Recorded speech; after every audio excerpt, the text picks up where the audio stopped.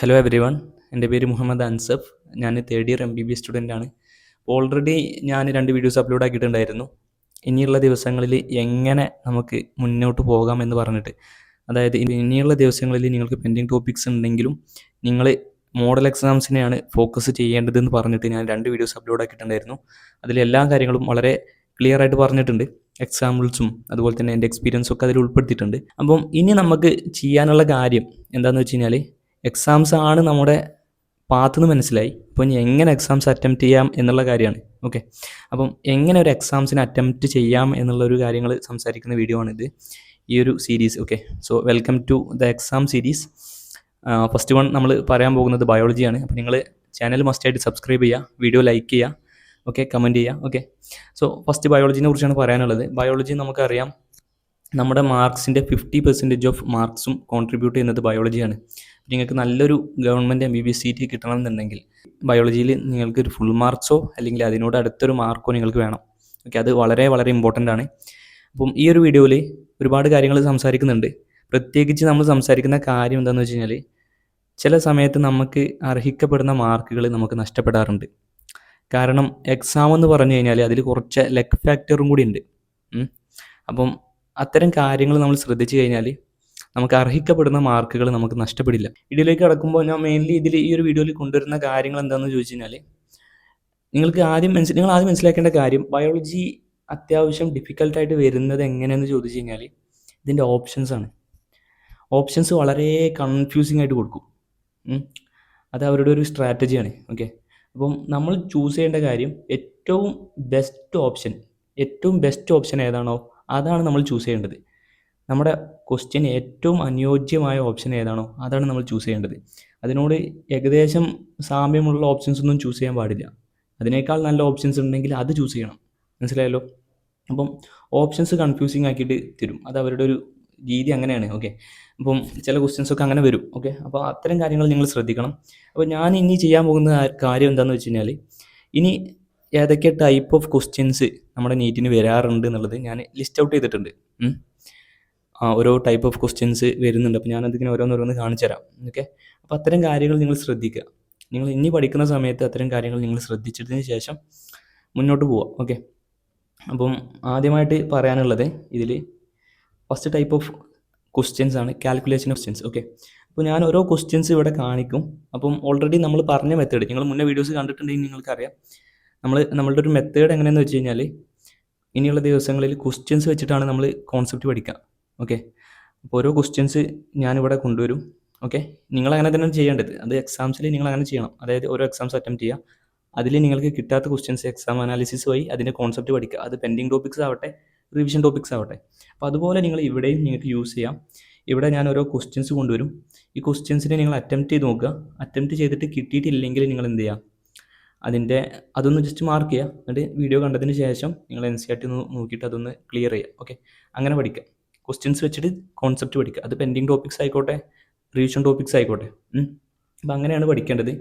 അതാണ് ഏറ്റവും best strategy. Okay, അപ്പോൾ നമുക്ക് വീഡിയോയിലേക്ക് കടക്കാം. അപ്പം ഫസ്റ്റത്തെ ക്വസ്റ്റ്യന് എന്താണെന്ന് വെച്ച് കഴിഞ്ഞാൽ, ഫസ്റ്റത്തെ ക്വസ്റ്റ്യൻ്റെ ഒരു ടൈപ്പ് എങ്ങനെയാണെന്ന് വെച്ച് കഴിഞ്ഞാൽ കാൽക്കുലേഷൻ ടൈപ്പ് ഓഫ് ക്വസ്റ്റ്യൻസ് ആണ്. അപ്പം ഇത് വളരെ ഫ്രീക്വൻ്റ് ആയിട്ട് കാണുന്നുണ്ട്. നമ്മൾ ഒരുപാട് കാൽക്കുലേഷൻ ടൈപ്പ് ഓഫ് ക്വസ്റ്റ്യൻസ് നീറ്റിന് വരാറുണ്ട്. അപ്പോൾ ഞാനിവിടെ ഒരു കാൽക്കുലേഷൻ ടൈപ്പ് ഓഫ് ക്വസ്റ്റ്യൻ ഇവിടെ കാണിച്ചിട്ടുണ്ട്. അപ്പോൾ നിങ്ങൾ ഈ ഒരു ക്വസ്റ്റ്യൻ ഒന്ന് പോസ് ചെയ്തതിന് ശേഷം ജസ്റ്റ് ഒന്ന് ട്രൈ ചെയ്ത് നോക്കുക, നിങ്ങൾക്ക് കിട്ടുന്നുണ്ടോ എന്ന് നോക്കുക. കിട്ടിയിട്ടില്ലെങ്കിൽ പ്രശ്നമില്ല. കിട്ടിയിട്ടില്ലെങ്കിൽ നിങ്ങൾ ആ ഒരു പോർഷൻ NCERT പോയി വായിക്കുക. ഓക്കെ, ഇതാണ് മെത്തേഡ്. ഓക്കെ, സോ അടുത്ത ക്വസ്റ്റ്യനിലേക്ക് പോകാം. ഓക്കെ, പിന്നെ വേറൊരു കാര്യം, ഈ ക്വസ്റ്റ്യൻ്റെ PDF വേണമെന്നുണ്ടെങ്കിൽ നിങ്ങൾ എനിക്ക് DM ചെയ്താൽ മതി. ഞാൻ നിങ്ങൾക്ക് അയച്ചുതരാം. ആൻസേഴ്സോട് കൂടി ഉള്ള PDF ഞാൻ അയച്ചുതരാം. ഓക്കെ, സോ അടുത്ത ക്വസ്റ്റ്യനിലേക്ക് വരാം. ഇത് അത്യാവശ്യം ഒരു കോൺട്രവേഴ്സി ഉണ്ടാക്കിയൊരു ക്വസ്റ്റ്യനാണ്. ഒരു കാൽക്കുലേഷൻ ക്വസ്റ്റ്യൻ തന്നെയാണ്. ഓക്കെ, കാൽക്കുലേഷൻ്റെ രണ്ടാമത്തെ ക്വസ്റ്റ്യനാണിത്. ഓക്കെ, ചെറിയൊരു കോൺട്രവേഴ്സി ഉണ്ടാക്കിയൊരു ക്വസ്റ്റ്യനാണ്. What is the net gain of ATP when each molecule of glucose is converted to 2 molecules of pyruvic acid? Okay, ഇതാണ് ക്വസ്റ്റ്യൻ. അപ്പോൾ നിങ്ങൾ നേരത്തെ പറഞ്ഞതുപോലെ വീഡിയോ ഒന്ന് പോസ് ആക്കുക, ജസ്റ്റ് ഒന്ന് ട്രൈ ചെയ്ത് നോക്കുക, ഇല്ലെങ്കിൽ ഒന്ന് മാർക്ക് ചെയ്ത് വെക്കുക. ഓക്കെ, അടുത്ത ക്വസ്റ്റ്യനിലേക്ക് പോകാം. അടുത്ത ക്വസ്റ്റ്യൻ എന്ന് പറഞ്ഞു കഴിഞ്ഞാൽ വളരെ ഇമ്പോർട്ടൻ്റ് ആയിട്ടുള്ള ക്വസ്റ്റ്യൻ കേട്ടോ. ഓക്കെ, ഇതിൽ ഓരോ ക്വസ്റ്റ്യൻസും വളരെ വളരെ ഇമ്പോർട്ടൻ്റ് ആയിട്ടുള്ള ക്വസ്റ്റ്യൻസ് ആണ്. ഓക്കെ, അപ്പോൾ അടുത്ത ക്വസ്റ്റ്യൻ എന്താണെന്ന് വെച്ച് കഴിഞ്ഞാൽ, the recombinant frequency between gene A and gene C is 5%. Gene B and gene C is 15%. Gene B and gene D is 9%. gene A and gene B is 20%, gene C and gene D is 24%, and gene A and gene D is 29%. What will be the sequence of genes in linear ക്രോമസോമിൽ ഇവരെ എങ്ങനെയായിരിക്കും align ചെയ്തിരിക്കുന്നത് എന്നുള്ളതാണ് ചോദ്യം. അപ്പം ഈ ഒരു ചോദ്യം ലിങ്കേജ് എന്നുള്ളൊരു കോൺസെപ്റ്റുമായി ബന്ധപ്പെട്ടാണ്. വളരെ ഇൻട്രസ്റ്റിംഗ് ആയിട്ടുള്ള കോൺസെപ്റ്റാണ്. പൊതുവേ ജെനറ്റിക്സ് എന്നൊക്കെ ഒരുപാട് ക്വസ്റ്റ്യൻസ് വരാറുണ്ട്. അടുത്ത ക്വസ്റ്റ്യനിലേക്ക് വരാം. How many meiotic and mitotic divisions need to occur for the development of a mature female gametophyte from the megaspore mother cell in an angiosperm plant. Okay, ഇതും നമുക്കൊരു കാൽക്കുലേഷൻ ഓറിയൻറ്റഡ് ക്വസ്റ്റ്യൻ തന്നെയാണ്. Okay, അപ്പം ഇത്തരത്തിലുള്ള questions വളരെ common ആയി വരുന്നുണ്ട് ഇപ്പോൾ നീറ്റിന്. അപ്പോൾ ഇത്തരത്തിലുള്ള ക്വസ്റ്റ്യൻസ് നിങ്ങൾ ഫോക്കസ് ചെയ്ത് പഠിക്കുക. ഓക്കെ, വളരെ ഇമ്പോർട്ടൻ്റ് ആണ്. ഓക്കെ, ഇനി അടുത്ത സെറ്റ് ഓഫ് ക്വസ്റ്റ്യൻസിലേക്ക് കിടക്കാം. അടുത്ത സെറ്റ് ഓഫ് ക്വസ്റ്റ്യൻസ് എന്ന് പറഞ്ഞു കഴിഞ്ഞാൽ ഡയഗ്രാം ബേസ്ഡ് ക്വസ്റ്റ്യൻസ് ആണ്. ഓക്കെ, വളരെ ഇൻട്രസ്റ്റിംഗ് ആയിട്ടുള്ള ക്വസ്റ്റ്യൻ ആണ് ഇത്. Which of the following diagram is correct with regard to proximal and distal tubule of the nephron. Okay, P എന്ന് പറഞ്ഞു കഴിഞ്ഞാൽ പ്രോക്സിമൽ ട്യൂബ്യൂളാണ്, ഡി ഡിസ്റ്റൽ ട്യൂബ്യൂളാണ്. ഓക്കെ, അപ്പോൾ ഇത് രണ്ടും നോക്കിയതിന് ശേഷം ഇതിൽ ഏതൊക്കെ ഇലക്ട്രോലൈറ്റും അതുപോലെ തന്നെ വാട്ടറും ഏതൊക്കെ പോർഷൻസ് എന്നാണ്, പ്രോക്സിമലിന് ഏതൊക്കെയാണ് അബ്സോർബ് ആവുന്നത്, സിക്രീറ്റ് ആവുന്നത്, അതുപോലെ തന്നെ ഡിസ്റ്റലിന് ഏതൊക്കെയാണ് അബ്സോർബ് ആവുന്നത്, സിക്രീറ്റ് ആവുന്നത് എന്നുള്ളത് നോക്കിയതിന് ശേഷം നിങ്ങൾക്ക് മാർക്ക് ചെയ്യാം. ഓക്കെ, അത് നിങ്ങൾക്ക് അറിയുകയാണെങ്കിൽ തന്നെ മാർക്ക് ചെയ്യാം. നിങ്ങൾക്ക് ആ ഡയഗ്രാം അറിയണമെന്ന് നിർബന്ധമില്ല. നിങ്ങൾക്ക് തിയറി അറിയുകയാണെങ്കിൽ തന്നെ ഇത് മാർക്ക് ചെയ്യാം. ഓക്കെ, നിങ്ങളത് മാർക്ക് ചെയ്യാം. ഓക്കെ, അടുത്ത ക്വസ്റ്റ്യനിലേക്ക് പോകാം. Identify the correct description about the given figure. Okay, നിങ്ങൾക്ക് ഡയഗ്രാംസ് ഇമ്പോർട്ടൻ്റ് ആണ്. അത് മനസ്സിലാക്കാൻ വേണ്ടിയിട്ടാണ് ഞാൻ ഈ ഒരു സാധനങ്ങൾ ഇങ്ങനെ ഓരോന്ന് കൊണ്ടുവരുന്നത്. ഓക്കെ, അടുത്ത ക്വസ്റ്റ്യൻ എന്താണെന്ന് വെച്ച് കഴിഞ്ഞാൽ which of the fruit labelled in the figure makes it a false fruit. അടുത്തൊരു ടൈപ്പ് ഓഫ് ക്വസ്റ്റ്യൻസ് എന്ന് പറഞ്ഞു കഴിഞ്ഞാൽ അസേഷൻ റീസൺ ആണ്. അപ്പോൾ ഇത് നിങ്ങൾക്ക് അറിയാം. ഓക്കെ, അസേഷൻ റീസൺ പിന്നെ അത് തമ്മിലുള്ള കണക്ഷൻ. ഓക്കെ, അസേഷൻ്റെ റീസൺ ആണോ അത് എന്നുള്ളത് നോക്കുക, എക്സ്പ്ലനേഷൻ ആണോ അത് എന്നുള്ളത് നോക്കുക. ഓക്കെ, പക്ഷേ ഇവിടെ നിങ്ങൾ ശ്രദ്ധിക്കേണ്ട ഒരു കാര്യം എന്താണെന്ന് വെച്ച് കഴിഞ്ഞാൽ ഇതെനിക്ക് പറ്റിയൊരു മിസ്റ്റേക്ക് കേട്ടോ.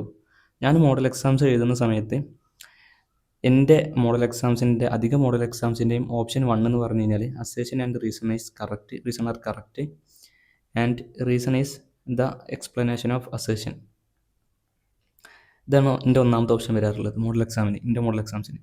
രണ്ടാമത്തെ ഓപ്ഷൻ വരാറുള്ളത് assertion and reason correct, reason is not the explanation. Okay, എൻ്റെ മൂന്നാമത്തെ ഓപ്ഷൻ വരാറുള്ളത് assertion is correct, reason is incorrect. എൻ്റെ നാലാമത്തെ ഓപ്ഷൻ, ഇതിൻ്റെ മോഡൽ എക്സാമിൻ്റെ കാര്യമാണ് പറയുന്നത്, എൻ്റെ നാലാമത്തെ ഓപ്ഷൻ വരാറുള്ളത് അസേഷൻ ഇൻകറക്റ്റ്, അതുപോലെ തന്നെ റീസൺ ഈസ് കറക്റ്റ്. ഇങ്ങനെയാണ് എൻ്റെ ഓപ്ഷൻസ് വരാറുള്ളത്. ഒരു നീറ്റ് എക്സാമിന് ഞാൻ പോയ സമയത്ത് ഈ ക്വസ്റ്റ്യൻ വരുന്ന സമയത്ത് ഇതുപോലെ തന്നെ അസേഷനും റീസണും കറക്റ്റായിട്ടുള്ളൊരു ഓപ്ഷനാണ് എനിക്ക് കിട്ടിയത്. അപ്പോൾ ഞാൻ ബ്ലൈൻഡായിട്ട് ഓപ്ഷൻ 1 മാർക്ക് ചെയ്തു.